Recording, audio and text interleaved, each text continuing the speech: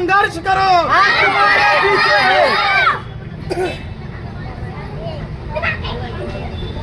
बोला काय मागणी? 24 मार्च 2025 रोजी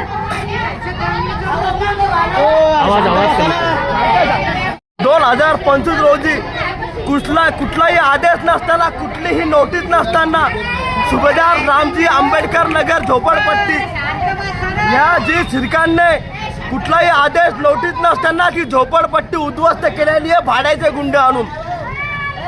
काही महिला तिथं आंघोळ करत होत्या, तसंच त्यांना तिथं वळत नेलेलं आहे. काही लोक अर्ध्या कपड्यावर होते. महिलांना विनयभंग सारखे कृत्य त्यांनी केलेलं आहे. डॉक्टर बाबासाहेब आंबेडकरांच्या प्रतिमा पायाखाली तुडवलेल्या आहेत. निळ्या झेंड्याच्या विटंबना झालेल्या आहेत. ॲट्रॉसिटी ॲक्ट नुसार त्यांच्यावर गुन्हा दाखल झालेला पाहिजे. संविधान आणि डॉक्टर बाबासाहेब आंबेडकर पेक्षा या देशामध्ये कोणीही मोठं नाही. आम्ही आमच्या आया बहिणींचं संरक्षणासाठी पॅंथर रस्त्यावर उतरलेला आहे. या देशामध्ये झोपडपट्ट्या का उद्ध्वस्त केला जात आहे? कारण झोपडपट्ट्याचा इतिहास आहे. या झोपडपट्ट्यामधून नामांतराचं आंदोलन उभं राहिलेलं आहे. त्यांना माहीत आहे झोपडपट्टीमधून क्रांती जन्माला येते, झोपडपट्टीमधून जन उठाव होतो. म्हणून ही झोपडपट्टी उद्ध्वस्त करण्याचं काम हे मनुवादी प्रशासन करतंय. त्यांचा मी निषेध करतो. कुठलीही नोटीस नाही, कुठलंही काही नाही. तात्काळ त्यांचं पुनर्वसन करून तिथं त्या झोपडपट्ट्या होत्या तिथं त्यांना स्थायिक केलं पाहिजे. अन्यथा महानगरपालिका आम्ही ताब्यात घेऊ. आमच्याकडे गमवण्यासारखं काही नाही. उद्ध्वस्त झालेलो आहे. 1 वर्षापासून रस्त्यावर जगतोय. रस्त्यावरचा जिना या महापौरला माहित नाही. रस्त्यावरचा जिना या आयुक्ताला माहित नाही. आमच्या आया बहिणी रस्त्यावर चुली मांडून स्वयंपाक करत आहेत. भर थंडी, पावसाळा, उन्हाळा आम्ही रस्त्यावर घातलेला आहे. याला मानवता नाहीये का? हा प्रश्न मी विचारतोय. आम्ही भारताचे नागरिक नाहीये का? हा प्रश्न मी त्यांना विचारतोय. नरेंद्र मोदी बोलतात घर घर तिरंगा. अरे आम्हाला घराच नाही, तिरंगा लावायचा कुठं? आजही आमचा भारत देशामध्ये स्थान काय? हा देश फक्त अडाणी अंबानीचा आहे का? कसं जगणार आहे लोक? तिथले नगरसेवक कोण आहे आणि त्यांना माहिती नाही का हे तुमचं आंदोलन वगैरे? साहेब कोण आहे त्यांचं नगरसेवक कोण आहे? त्या प्रेरणा नगरसेवक नव्हते. 10 वर्ष नगरसेवक नव्हते. या महानगरपालिकेने मनधारी कारभार केलेला आहे. ही हुकुमशाही हो. कसं जगतात लोक? राहतात कोण तिथं? मुस्लिम, दलित, आदिवासी, पटीर समाज, बौद्ध समाज, मातंग समाज. जर मागणी पूर्ण नाही झाली तर याच्यानंतर काय पाऊल? मागणी पूर्ण नाही झाली, जर मागणी पूर्ण नाही झाली तर आम्ही हे ताब्यात घेऊ आणि वेळ प्रसंगी महापौर बंगला बी आम्ही ताब्यात घेऊ. हा आम्ही कडक पॅंथर इशारा देतोय. आमच्याकडे गमवण्यासारखं काही नाही आहे. आम्ही तिथेही रोडवर राहतो, इथे येऊन रोडवर राहू, एवढं बोलतो.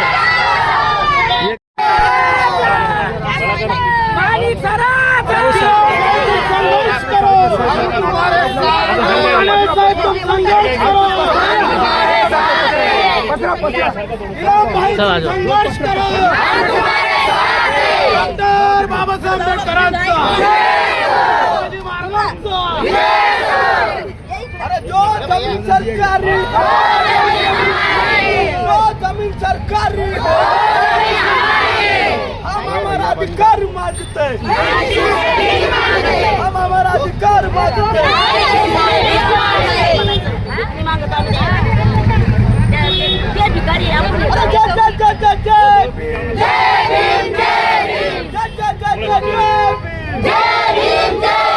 डॉक्टर बाबासाहेब आंबेडकरांचं. डॉक्टरांना भाऊसाहेब. अजय थोडं मागे. शिवाजी महाराजांचं. अरे जो जमीन सरकारी नगरपालिका होश में, सरकार होश में. काय मागणी आणि कशासाठी तुम्ही आंदोलन करत आहात आणि रस्ता अडवतात? काय कशासाठी? 2025ला मार्च 3 मार्च 2025ला याच महानगरपालिकेने मागासवर्गीयांच्या 500 झोपडपट्टीवरती कारवाई केली होती. कुठलीही नोटीस न देता यांनी कारवाई केली. यांनी आर्टिकल 231चं मला उत्तर दिलेलं आहे, परंतु 231 अंतर्गत ज्या कलमांतर्गत यांनी कारवाई केली त्या अगोदर या भारतीय नागरिक म्हणून या देशाचे नागरिक आहे, आम्ही आतंकवादी नाही होऊन आमच्यावर हल्ला करून आमचे घर उद्ध्वस्त करण्याचा तुम्हाला अधिकार दिला ना.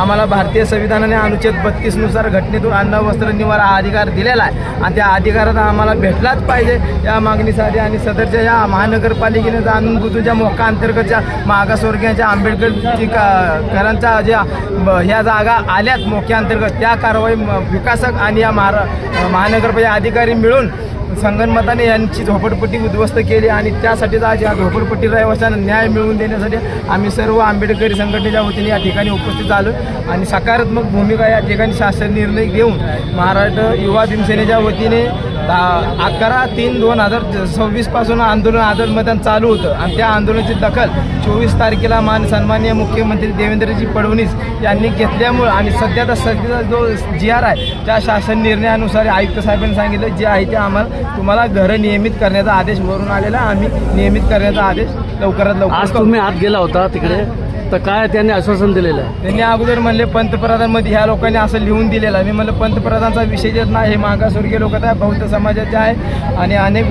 वंचित घटकांचे हे लोक आहेत आणि त्यामुळे यांना रमाई आवास योजना लागते आणि सरकारने आम्ही गेल्या 12 तारखेपासून सरकारला इशारा दिला होता की 12 तारखेपासून अनिश्चितकालीन धरणे आंदोलन मी स्वतः या लोकांना घेऊन केलं. मुख्यमंत्र्यांनी याची दखल घेतली, शासन निर्णय क्रमांक मला दिला 24/3/2026 रोजी निर्णय झाला आणि तोच निर्णय शासन निर्णयानुसार त्यांना आम्ही मागणी केली की बाबा त्या 2023च्या मंत्रिमंडळात झालेल्या शासन निर्णय ज्या आता सध्या अस्तित्वात असणाऱ्या झोपडपट्ट्या आणि 2011 पूर्वीच्या झोपडपट्ट्या नियमित करण्याचा शासन निर्णय गेलेला आहे. आपण सांगितलं का त्यांना की आज 14 एप्रिल